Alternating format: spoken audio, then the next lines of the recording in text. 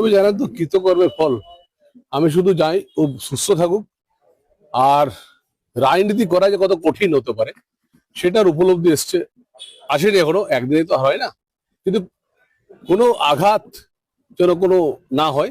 কিন্তু এই ধরনের একটা ব্যাপার, ওই রাজনীতি করা, রাস্তায় নেমে বিরোধী রাজনীতি করা কত কঠিন, আমি মনে হয় এটা আস্তে আস্তে উপলব্ধি করবে।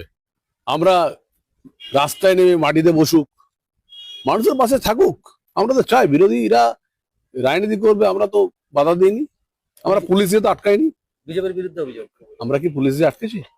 আমাদের কি সাধারণ বিজেপি ফ্ল্যাগ নিয়ে কেউ করেছে? মানুষ, জনগণ খেপে গেছে, মুখটা দেখলে খেপে যাচ্ছে। ও যে অত্যাচারটা করেছে সেটা দেখলে খেপে যাচ্ছে, আর কিছু না। আপনার একটা কথা হচ্ছে, যে কেউ কোর্টে যেতে পারে, এটা তো কোনো অসুবিধা নেই। আমরা তো ধরুন, আমরা এত বছর দীর্ঘ বিরোধী রাজনীতি করেছি, আমাদের পুলিশকে দিয়ে বারবার করে তুলে দেওয়া, আমাদের সিএম আমাদের শুভেন্দুবাবুকে, তাকে পর্যন্ত প্রিজন ভ্যানে তুলে নিয়ে চলে গেছিল লালবাজারে। সেই দিনগুলো রাজনীতিতে হতে হবে, পলিটিক্সটা তো সহজ ব্যাপার নয়।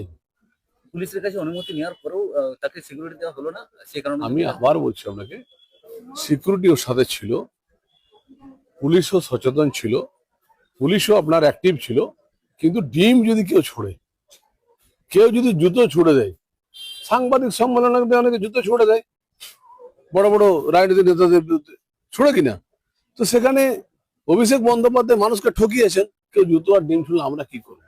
এটা মানুষের, মহিলাদের রাগ। জনরসের শিকার। আমার তো দেখুন একটা কথা বলি, আমি আজ পর্যন্ত এতদিন রাজনীতি করছি, কেউ ডিম ছড়ে নি, আমাকে পুলিশ তুলে নিয়ে গেছে আমাদেরকে, তাই না?